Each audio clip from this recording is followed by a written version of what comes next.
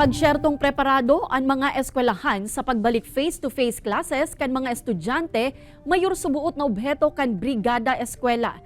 Deped Bicol pigtawan doon na ang Brigada Eskwela bakong contest, kundi pagkasararo asin voluntaryong pagtatarabangan kan komunidad. Ang detalye aramunta sa pagtutok live ni Jessica Calinog. Jessica?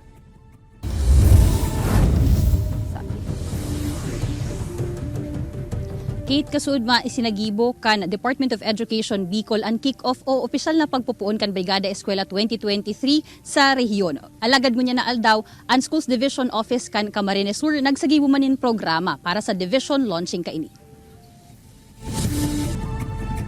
Ini ang walk of support na sinundan kan ceremonial painting of classroom sa La Purísima National High School sa Nabwa, Camarines Sur. Inyan pira sa mga aktibidad na nagtaong senyales kan opisyal na pagpuon kan Brigada Eskwela 2023 o National Maintenance Week kan Schools Division Office kan Camarines Sur. Kailangan natin ang tulong ng lahat kasi kung baga mas marami tayong magagawa kung tulong-tulong. Because of our stakeholders during every brigada, napapagayon po na mo ang samuyang eskwelahan. Sa Santo Domingo Elementary School man sa parehong banwaan, imbuelto sa Brigada Eskwela ang mga residente sa 7 zona kan barangay. Pirmi man po kaming nakaandam sa barangay na magtabang po sa para po sa marahay na puturo and sa igdi po sa kagayunan kang eskwelahan kang barangay Santo Domingo. Kay puwanta po kayang linigan ang sarong eskwelahan, tangani pong masecure taman po si kalusugan ninda taning maiwasan ta po ang dengue. Puon sa paggaba kan lumang mga edifisyo, pagpintura kan mga kupas ng lanob, hasta sa pagtauning libreng mga serbisyo, tarabang man na pigsagibo kan mga stakeholder sa pagpuon kan Brigada Eskwela sa Pabico Elementary School sa Daet, Camarines Norte.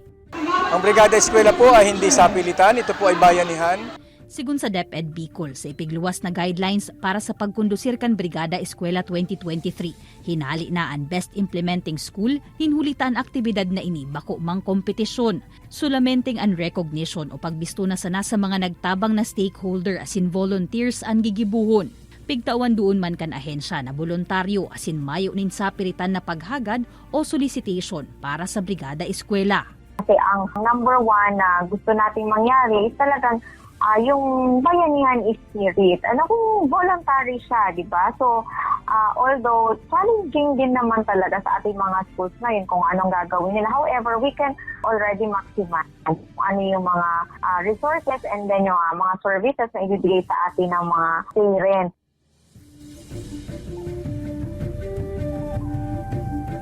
Madurar Kate ang Brigada Eskwela 2023 hasta sa Agosto 19. Pigian kami narman kan Department of Education ang mga interesadong individual na miski nga ni mayo man sindanin aking nagkaklase, pwede man sindang magpasiring duman sa pinakaharaning eskwelahan para mag-extender nin miski anong tabang. Kate? Alright, Jos Mabalos, Jessica.